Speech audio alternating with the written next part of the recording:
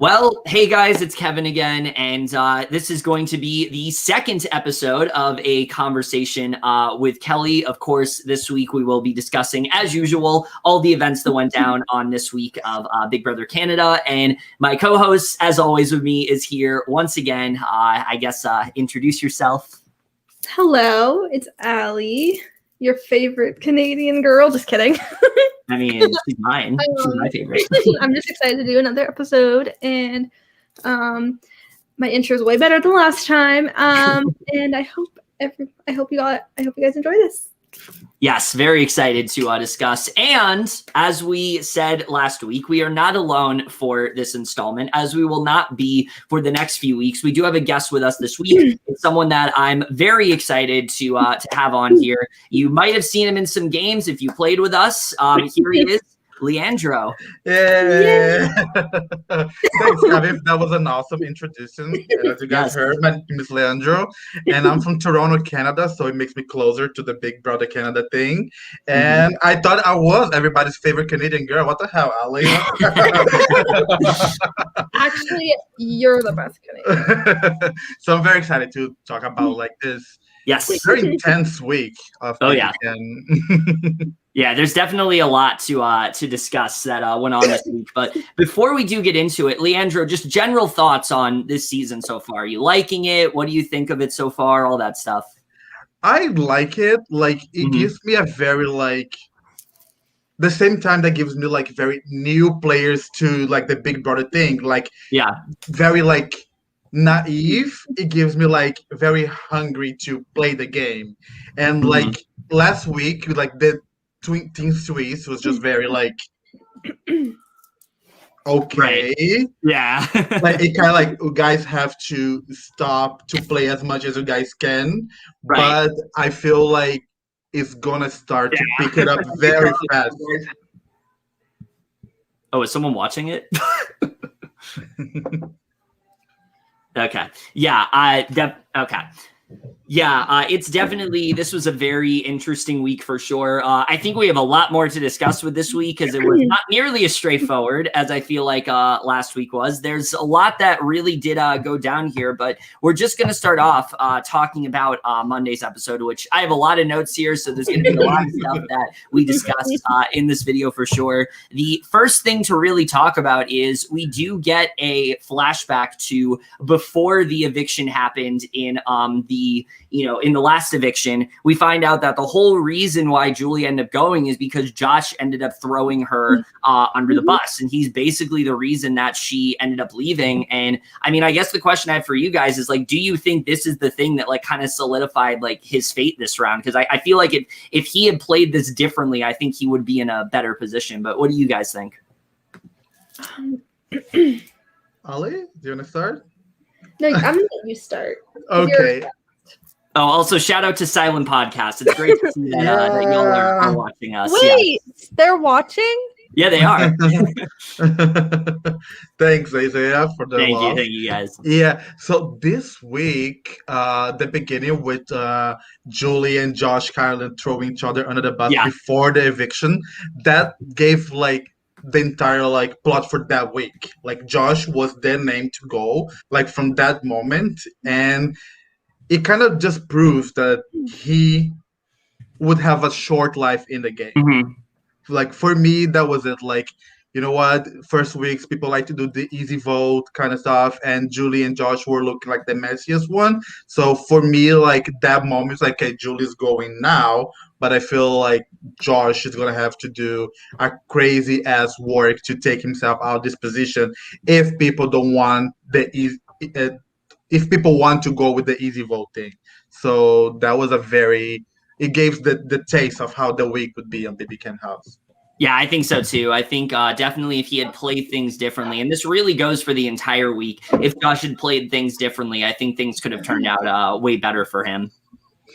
Yeah. Yeah, so we then get the... Oh, what were you going to say? I think Josh has definitely grown on me. But he's kind of fucked himself over. He's made friendships, but he hasn't really made connections. And maybe he'd be in a better position if he actually made like an alliance. But I feel like it is something that like I don't like about BB games in general is that like it's not spoken, but I feel like the queer person is untrustworthy by nature. I feel like the thing that played out. So like, I don't think it's a coincidence that Julie and Josh were the big name on week 1, and then Josh. I don't. It's just a very silent stereotype. So I think he would have to be playing other cards like the one that Breydon is playing, like the funny, loud one, the good, the party guy, instead of like the messy player, Yeah. So it's kind of sad that kind of played out very early. I feel like we the audience lost with those 2 first evictions. I feel like a lot of drama like was kicked out of the house already. But I think so too.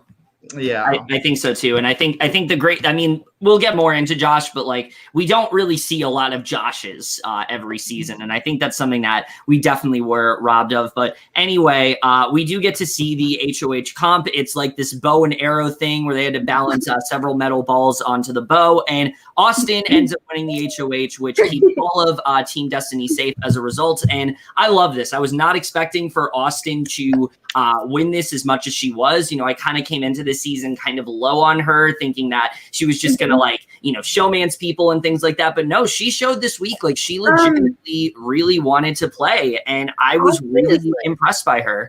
Austin is literally became one of my main favorites, her and Victoria, because they proved to be really strong women, and I feel like I really hope they're the final 2. That would be amazing. Yeah.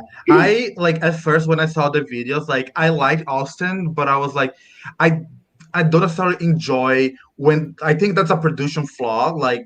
When they show the women always talk about showmances, the possibility of showmen. So I don't think that she gave me sis vibes, honestly. God, not that. Yeah. I'm not sure about Austin, but her performance in the challenging was amazing. Yes. And also I love the challenge because it's a simple concept. We always see that on Survivor, Big Brother, the balance thing, but it was just so different. I love the bow and arrow stuff.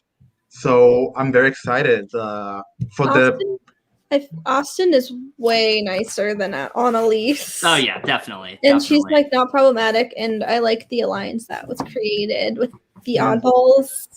Yeah, well, I mean, we'll talk about that next week because that didn't happen. Would you guys took the deal that Latoya offered to Austin at that point? Would you guys? Yeah, we are going to get into that. But the next thing I do have is that Beth and Austin are working closely together. We do get to see that. However, I don't think that's going to last that much longer, considering something else that Beth is involved in that we are going to get into. But Kiefer is also feeling very defeated after this because, his team has lost both times. And he really feels that he is absolutely going on the block this week. And we see, meanwhile, Rohan is having a really hard time understanding Beth's game. He doesn't really have a clear idea of where her loyalties are really lying. And Kyle really feels the same way. And I think what we saw this week is Beth as a player is very confusing. I just don't really understand what she's doing in this game. And I think in general, if someone wins HOH, she's going to go up very soon, I think. I thought she would probably make it far. Yeah. Preseason because I thought she'd just be very social and good with everyone. But honestly, her being flirting with Ty, which honestly, I think they're really cute and they could work outside the house. But I don't know how well this will do for her game. I feel like I can see her being out in the next few weeks. And then the Sunsetters is already crashing. Yeah. Yeah, Beth, I feel like she's a wild card. People need to understand the importance of the floaters, the people that are everywhere. So I feel if people in the house are smart, they're gonna use Beth as a number to make a potential huge move. That's how I feel. She can be the vote. I'm not gonna give a spoilers on things that happen on live feeds, but I feel like she could be one of the votes that will send one person over the other next week. So I wouldn't count Beth off right away. Oh, yeah. I mean, I could definitely see her turn it around. It's just these first few weeks, it's been kind of rough. I'm not going to lie. I don't really love what I'm seeing from her. And I'm worried that she's going to be one of those players that, like, gets far, but does, like, virtually nothing. And people are like, what is Beth doing in this game, you know? She's just very confusing and a little disappointing right now. But, like, hopefully she gets better. Yeah. But right now I'm just kind of like iffy with her. And also, why is she so loud in the DR? Oh my God. It's like wait, too much. Drink every time she's loud. Oh my God, we're drunk already. No, you will literally like 5 seconds into the episode, like in her first DR, you'll be like, you know. So yeah, that was definitely quite rough to watch for sure. But the big thing to talk about is what Austin decides to do this week, because initially she wants to put Latoya up. She sees her as this big comp threat and is really thinking about maybe putting her up. But I think considering the way things played out, we can all kind of agree this wasn't really her nominees. It was more what Latoya wanted her to do. And I think for Latoya, this is both a good thing and a bad thing. We talked about last week how she already is playing very hard. And I think that definitely could end up fucking her over. But I think in general with Austin's HOH, I mean, do you guys think this was a successful HOH? Like, what do you guys really think? I think for Austin, the main thing that I liked about her this week is that I think she got an advantage, like even before the HOH, was that Julie was the first one to go. Yes. And she was very close to Julie. So I think she got that reality. That reality check like right away. Like, okay, I need to separate friendship from game right now. I need to play the game. So I feel like that's what she did with the votes this week, like the nominations. She thought she would be playing the game a little bit more instead of just following like her gut, her emotions, and stuff like that. So that's why I think she put it up who she put it up on the blog. Right. And I think Austin, the other thing she did really well this week is that she clearly has a lot of like intermingling connections. Like not only does she still have like the dolls with Breydon, but now the Sunsetters, you know, felt good with her and things like that, picking Victoria as like her Wendy's date. So she really kind of has like her hand in every pot. And I think that's going to be really good for her moving forward. Mm-hmm. Were you going to say something, Dave? Yeah, I thought Ali would say something. Okay. I thought so, no. Okay. So yeah, that basically is, you know, what ends up happening. We'll get to her nominees in a little bit, but the other big thing on Sunday's episode that I found very interesting is Tina and Kiefer, they're given these envelopes and they have this advantage that's like a share or steal thing. And basically everyone will be given PB&J cookies and milk for the week. One team's given this luxurious dinner and the advantage in the POV comp. Ultimately, they decide they're not going to use this to their advantage. They all decide to choose shares. So they just get the PB&J and cookies and milk. And honestly, this was a relief because in Big Brother US, this is something that they wouldn't get the choice of. It would be presented to them and it would like end up halting a lot of the season because nothing interesting would be happening. So I'm honestly fine that they did not take this advantage. I thought that was overall a good choice. From a player point of view, that was the smarter decision. Yeah. From an audience point of view, was like, please, you know, someone pick Steve. I want to see like chaos going on. And the way that editing happened, like it made me believe that someone was gonna pick Steve. But it was definitely the smartest choice. Like it was too early in the game. Nobody needs that kind of like obvious target in your back. So yeah, 100%. But I love that twist. I loved it. It was I did too. I liked it a lot. I also like straightforward gameplay, and it was good to see them just, you know, let's just keep it straightforward. Let's not overcomplicate things, you know? That's good to see. Yeah.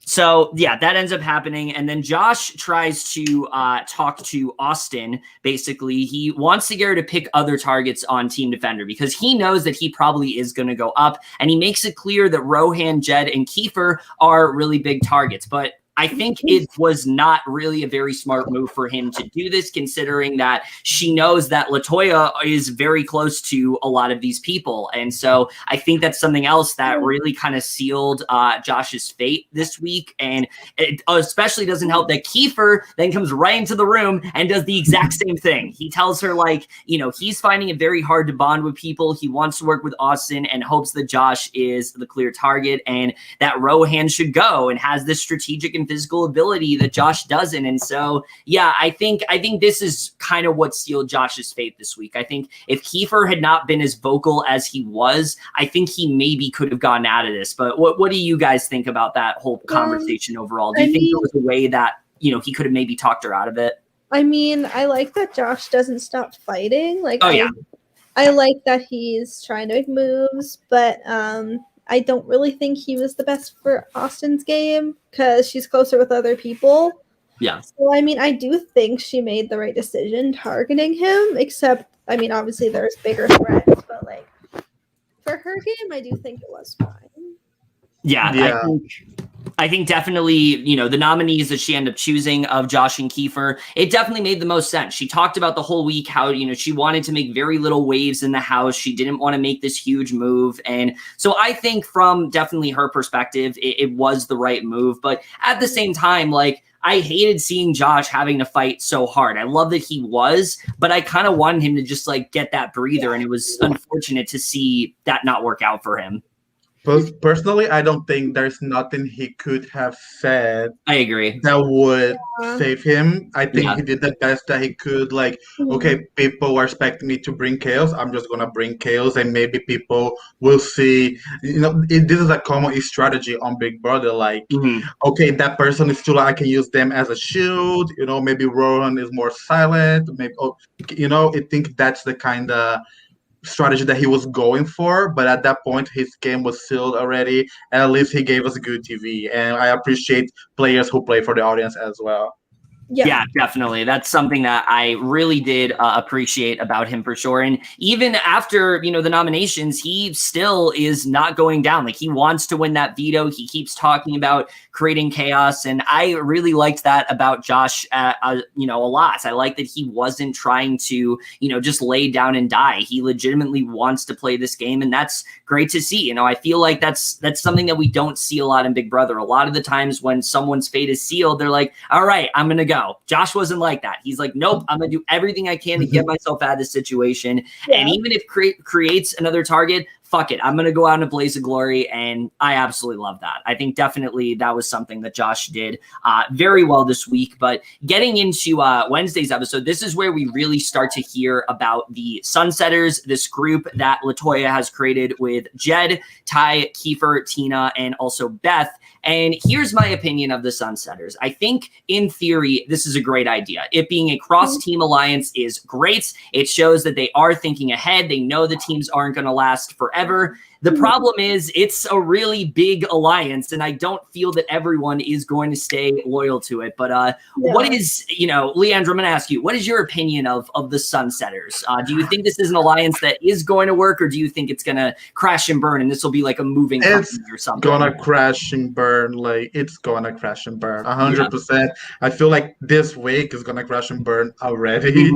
And I'm paying attention on Tina because I feel like Tina is the one on the better position on that alliance, because for her, like, she can still, like, have the connection with the other people from her original team. So I really, really, really, really, really think that this alliance is done. Probably it's done as we talk right now. Seriously. No, it very well could. I mean, who knows? Maybe they're fighting about it as we speak. I mean, I think it especially doesn't help that throughout this entire week, like, people are like, yeah, Latoya, Jed, and Ty are very close. And that's not good because that's 3 of like a 7. So, you know, Allie, what's your opinion though? I don't think I can see them lasting longer than like another week or so. I feel like it's going to crash after this week. Especially with people being nominated and targeted. And honestly, I low-key see Beth like switching. Like, I can see her because since she's close with like Austin and them as well, so I can honestly see Beth like flipping. I can maybe Tina as well because she's really only close with like Latoya. I can see her leaving the alliance and finding some other people or the oddballs. But yeah, I don't see it lasting that long. Yeah, Latoya's gonna be screwed up on the alliance for sure. When everybody starts jumping ships, like that's gonna be the name. People say Latoya was the one behind it. Like 100%, that's what's gonna happen. And if I wasn't the Big Brother house, don't put me in an alliance like with 7, 8 people. I know that there's a big chance of me being on the bottom of the alliance, so they must know that already. Like there's a lot of people on the bottom, so they have to think forward that and just jump that ship before it gets too messy for them. Yeah, I think with Big Brother, ideal alliances are like 3 to 4. I think those probably work the best. But like majority alliances, especially early in the week, if you're not that horrible alliance that was in Big Brother US last year, it's probably not going to work out for you. So yeah, definitely not the best thing to do. And so then the other thing that happens though, going back to Josh, is I think this is something else that really sealed his fate. You know, they have to pick players in the POV comp. Josh picks Tina, and Tina is very confused as to why Josh really picked her. He has no real allegiances to her at all, and makes it very clear, like, yeah, he just kind of picked me because he thought he could beat me. And I think this is yet another thing that really sealed his fate. And I do agree with you, Leandro, that there wasn't really much he could have done, but this was yet another thing where it's like he just kind of lost Tina in that way. Tina might have been someone that was potentially maybe going to vote to keep him. Not going to happen after this, because you can tell like he definitely just did that solely just because he thought that Tina was bad at comps. And I think that definitely bit him in the ass for sure. Yeah, that was the chance of him like try to connect like with Rohan. You know, like, hey, anyone leaving this block, like you're going to go up. Like, so I think it's in the best of your interest. Like maybe like if we play together, that would be something that, because he had that information, he knew that Rohan was in danger. So I think if there's something that he could have done, it was to like, okay, if someone's going out, like means that someone is gonna go in. So do you want to make sure it's not you? Let's work together. And he failed with that completely. Yeah, it really just did not work out for him very much at all. So what ends up happening is basically just Josh decided to just be like, I'm just going to pick the most random person, see if they leave me with veto. Yeah, no, that's literally what he did. He didn't even try to like pick someone that would potentially save him, which was an interesting move. I don't really see people do that in Big Brother. So again, it shows how Josh is different. I just don't think the difference worked out for him very much at all here.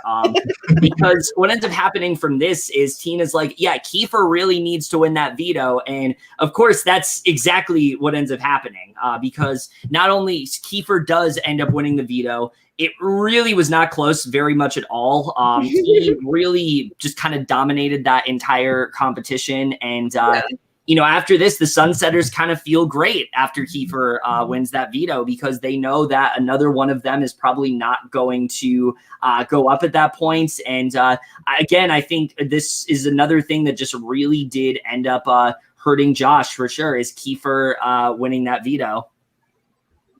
Yeah. That sealed his fate for sure.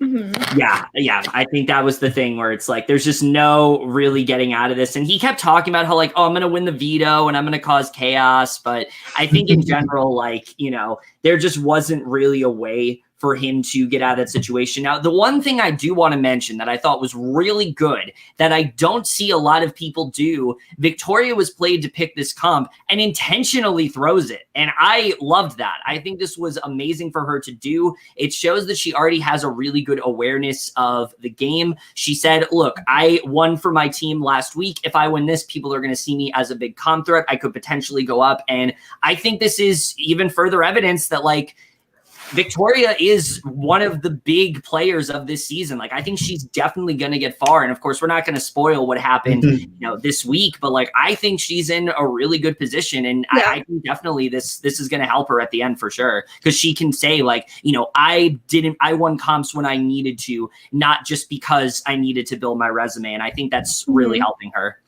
Personally, I think Victoria was the player of the week 1 and week 2. Yes. I feel like she's playing the most flawless game so far. Yeah. And it for us, easy to see, but like over there, I don't think people have an idea that she is this smart, powerful player. I feel like people really underestimate her because of the pink hair, the goofy vibe, and they think they're just there for She's a so good time. likable. Everyone gravitates towards her. Yeah, she's definitely a couple steps ahead.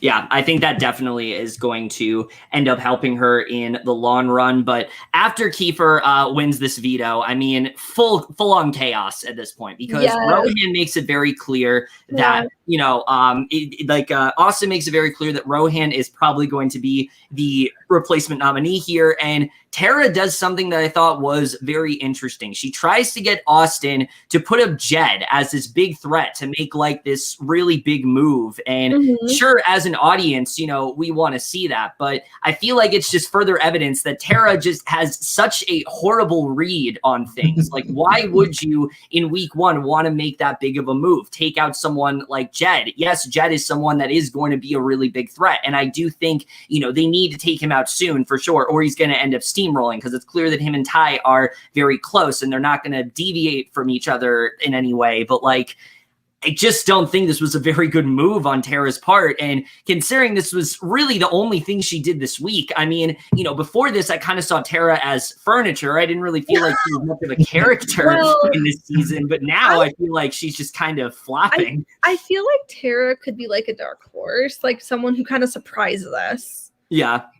Yeah, like I said before, like people have to be aware of the floating people, the people who can easily just go to each side. But the thing about Tera saying to target Jed, I'm just like, girl, like what power do you have? Do you want someone to do a big of a move just cause? Like why? Yeah. Like who would accept that deal and get blood on their hands like week 2? So if you're in power, if you're able to do a negotiation, that's cool, but like you were not. So I think she jumped the gun really bad with that decision to target Jed right away. Yeah, it was a really, really weird move on her part. And I mean, it wasn't something that she was ever going to do. Latoya very quickly talks her out of it. And she does ultimately make that move in going for Rohan. But I think it's pretty clear that Rohan was never really the target here. Josh does try to do some work. He tries to make it clear that like Rohan is this big threat. But at the same time, Rohan is feeling kind of comfortable here, because he knows for sure that he has Kyle's vote, he has Tina, he has Tera, Victoria, Kiefer. So like he was always in a really good position. And though something I think a lot of people were discussing this week was a potential vote flip, I think it's pretty clear like it was never actually going to happen, because it was pretty clear like Rohan is he's too well connected at this point in the house, and he has too many people on his side that he was ever going to be an option to go. Yeah. Like whoever like watched the live feeds, everybody was just excited, like thinking that potentially this could happen, maybe Rohan is gonna be evicted. But I feel like people are just saying that to, like, okay, you have a chance, Josh, be cool, so it was never an option, and the vote was very clear who was going home. Also with the house meeting, I just honestly I'm gonna get into that.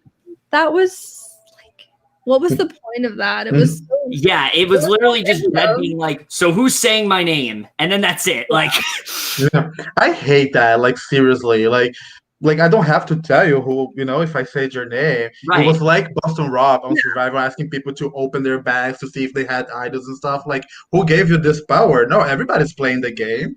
Go figure out by yourself. Like, if you trust on the people you trust, go talk one-on-one with people and find out. But don't call a house meeting and put people, on the spotlight and ask them to expose their game for you.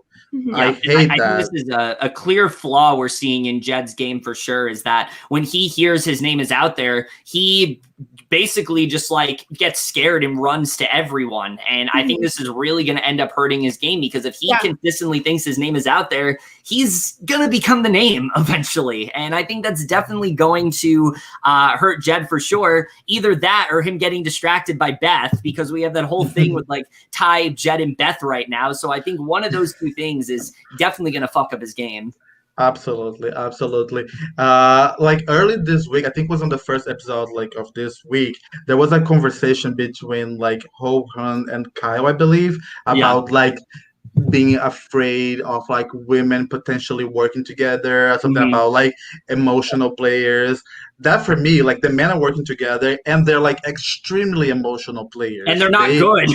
exactly. So like, why are you I feel afraid like of the Ty is the girls? only one that's like, has some, like, I see potential in Ty. I do see potential in Rohan, but Jed especially is just really not great at the moment. And I think Jed's definitely going to be someone that ends up, sealing his fate in this game for sure. But Josh does try to do some work here. He tries to plant this thing that, Jed, Rohan was going to go after Jed and makes it clear that he'd go for Austin like last round, but it just really doesn't end up working. Again, it's mainly because Austin wants to make very few waves this week. I think if this was any other week, like let's say it's later in the season, I think maybe this could have worked if he brings up this point of like, oh, we're worried there's going to be a Pretty Boys 2.0 and things like that. But it's like, this is literally the second week of the game. Like it's not the right time to bring this up. And I think that's absolutely the flaw that Josh had here. Like there were things he wanted to do that are great. He just did it way too soon. And I think that's really what ended up hurting him.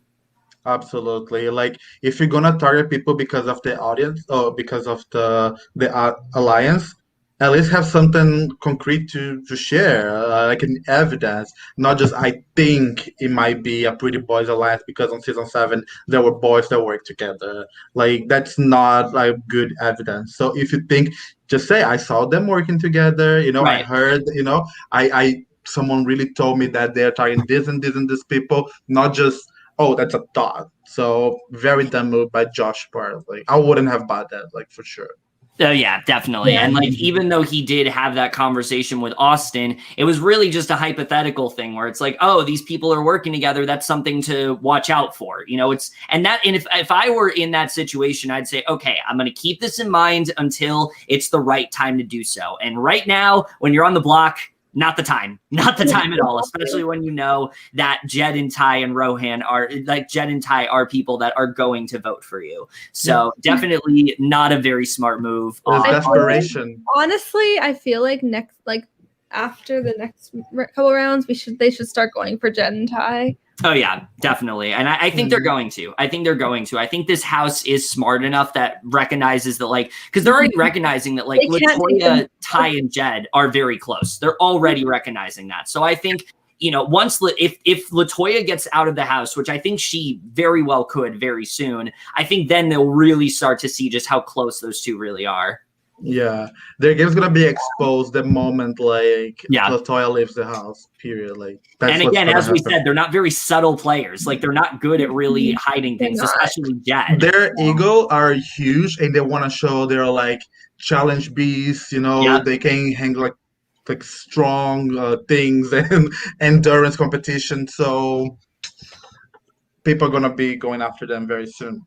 Yeah, that's definitely going to happen. But the only other thing that Josh does do, and this was honestly not a bad move on his part, he goes to talk to Latoya, Tina, and Tera, and he offers them this deal that I think legitimately could have worked. He says that he would, keep them all safe if they vote to keep him around, and he makes it clear he's only going to go for Austin next time around. And it seemed like at first they were maybe convinced of this. Like it seemed like maybe Tera was on board, maybe Tina, and Tina was already like pitching to Latoya, like, I want to do what's for me. I don't want to do something just because the alliance is telling me to, which is already early signs of the Sunsetter's not working.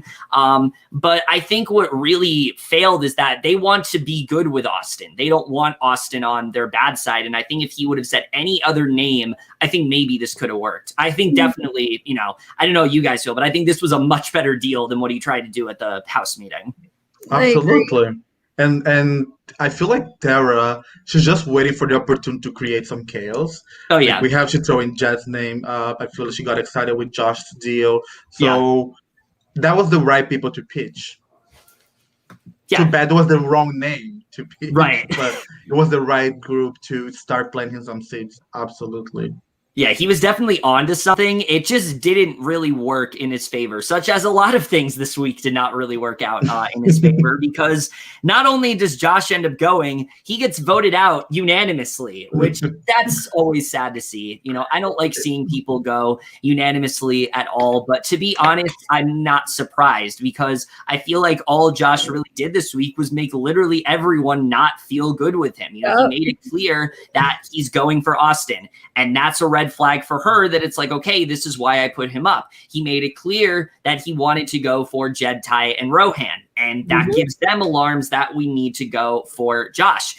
That also is clear to Latoya, who needs to keep Jed and Ty, you know, for her game, and so she's definitely not going to give him the vote. Same goes for Tina, same goes for Beth. So really, I think, again, similar to Julie last week, he talked to way too many people, he offered way too many deals, and I think that's what really got him where he was this week. Yeah, absolutely. And the unanimous voting thing is also like, he had like clear enemies. Josh, like, he wanted to target Austin, he wanted to target the boys at some point, and I feel like if people did a sympathy vote, you know, like, even though the entire house was voting Josh out, if someone was to give him their vote, right, it was gonna be like an easy, like, oh, so you wanted to just stay, so that kind of shows me that you're gonna work against me, like Austin and the guy. So I feel like the unanimous vote was also that, like, nobody wanted to seem like they were okay with that kind of game.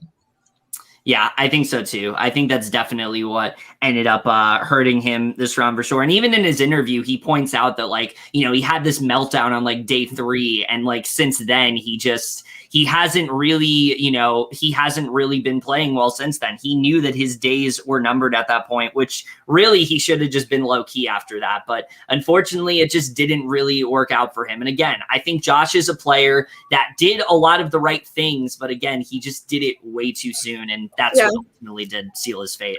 I can see Josh being good on a like second chance season. Yeah. I can see him doing pretty well, because people are gonna try to go for like an invasion twist when they do that. Yeah, I feel like that was gonna be good for Josh's game, but not that season. Not season 9. This was definitely not the cast for him at all. Not the season for him. Same with Julie. Yeah, especially when you're dealing with such an extroverted cast, and it's clear that Josh is much more of an introvert. I think that's definitely what ended up hurting him for sure. So I think just in general, this was not the right cast for him. But the good news is we get it at the end of this week. We find out that the team twist is finally over. And for me, this was definitely a relief. I didn't hate this twist or anything. I just don't really feel like it added much of anything to the game. I don't maybe on a bigger cast. If it was a bigger cast, I think it would work better. I thought it was interesting, but obviously when it gets down to only like 12 people, it's kind of hard. Unless they did 2 teams of 6, but like it was just because there was such limited options for noms. It's just better.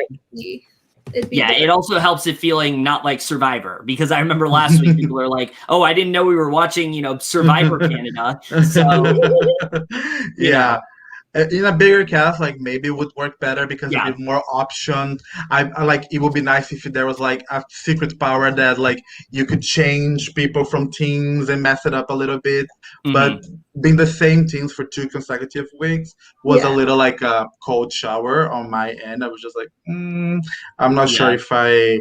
Especially the same team winning, that as well. Exactly, I'm glad that the twist was over, but I got the vibe that it's gonna come back at some point, because Arisa said something like "for now," or as something like "for now," something that Arisa said, and I feel like it potentially I did not write that down. I feel like it's gonna come back at some point, maybe with other, like with like smaller groups or something like that. I don't know.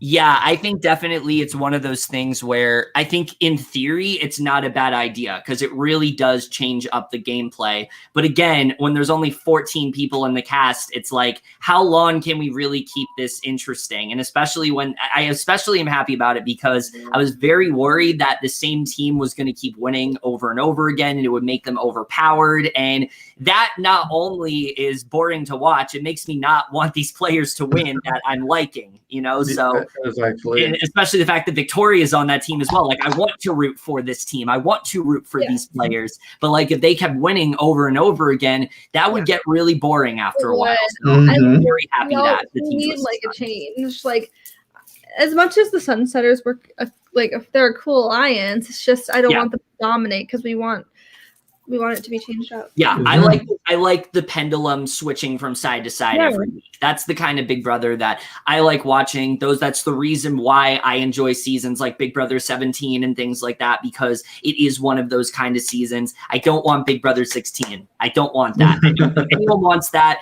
I know people were worried that was going to happen. I think, just nixing the team twist already is like, helps keep it from being that way. It is now an individual game, which is great. I love that it's that way. I think in general, it's a whole new game. I don't think a lot changes, obviously. There's still the Sunsetters Alliance and things like that, but I do think some of the strategy does change here. People might be willing to go up for, to go for their former team members. And I think definitely moving forward, we'll see some of the strategy change up.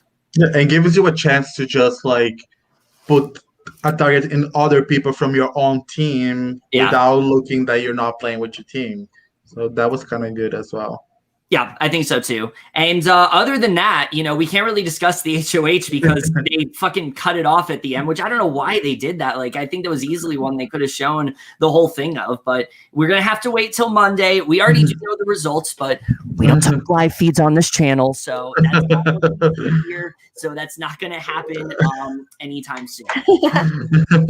So other than that, we're really kind of done in terms of the week here. I think final thoughts on this week was that it was definitely a very entertaining week to watch. I think this cast in general is really strong. I'm really enjoying pretty much everyone, not really Tera and Beth. I'm not really enjoying them all that much, but like even Jed, like I like seeing that meltdown because it's fun to watch. I like seeing, him just asking everyone who voted for him. It's horrible gameplay, but it's so fun to watch. And I much prefer that over like a steamroll.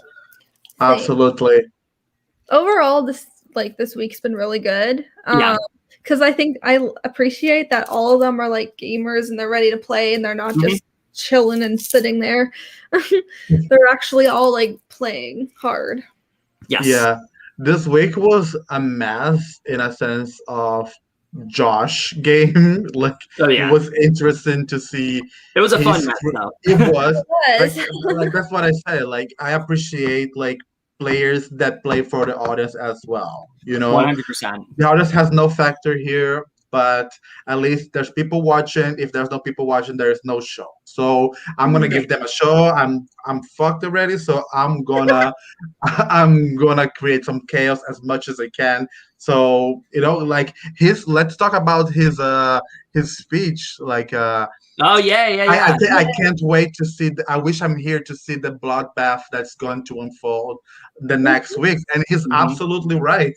After that week, like we can see that people are just ready to go for each other. So many seeds.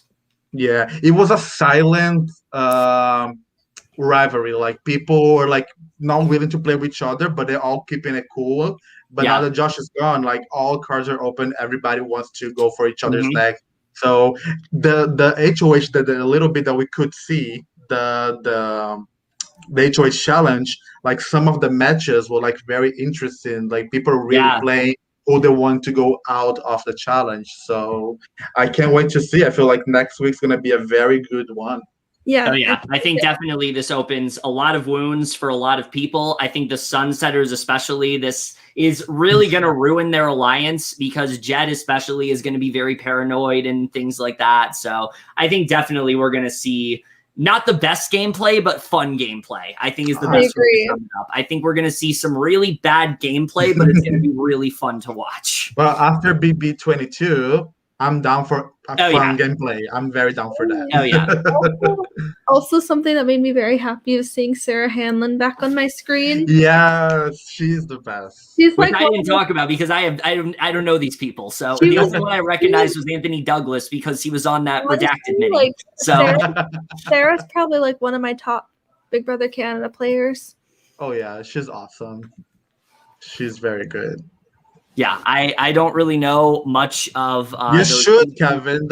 You should go start watching those seasons. The old seasons, they're so good. Yeah, I'll definitely look into that for sure. But just in general, I will say it's really good. This season in general is really good so far. And I think unlike Big Brother 22, which I stopped doing a podcast for after 2 weeks, I am going to continue doing a podcast for this season. Because so far. But, before we do go, I am going to give you, Leandro, a chance to, say your final thoughts, all that kind of stuff, outro, all that stuff, and where people can find you. Also, Leandro for BB Can 10 winner.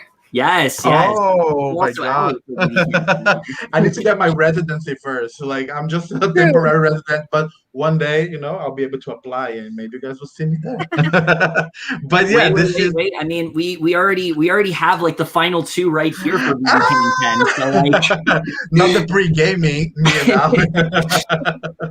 Al. Okay. So first of all, thank you guys for having me. It's always a good time talking to you, either in orgs, either on the Twitter timeline, and now with this more intimate conversation. I really had a great time. And this season I think it's going to be one of the best ones because last one was just so disappointed. So I feel like this cast is like, they want to bring BB Can like back to the audience like taste. So I'm very excited for this season. I don't have like a prediction for like winner or anything like that, but I do feel Victoria is playing an amazing game, and I hope we keep this way for a long time. And I can't wait to see, if you want to, sometimes I comment a little bit. Exactly. Yeah, that's my ad right here, Calado Leo. You can follow me on Twitter, Instagram, I'm always talking about. And I have some new things going on that I'll be announcing sooner. So, yeah. Yeah, I know you're on a silent podcast as well, which is really cool. So definitely but other than that, that's really it for this week of our coverage of Big Brother Canada. We will be back next week with a different guest. Maybe Leandro will be back at some point, but we definitely will have another guest on next week for sure, because, we like to have different perspectives and things like that. So we're definitely going to have someone else in here. But other than that, guys, that's it for this video. Hope you guys enjoyed it. We ended a little bit early because Allie has an org thing she needs to do. So actually, they just posted it on a YouTube video, so I have it open. Okay, that's good. But maybe they're probably just bringing everyone in separately for their questions. Okay, that's good. But we will see you guys later. All right, bye. Okay, bye.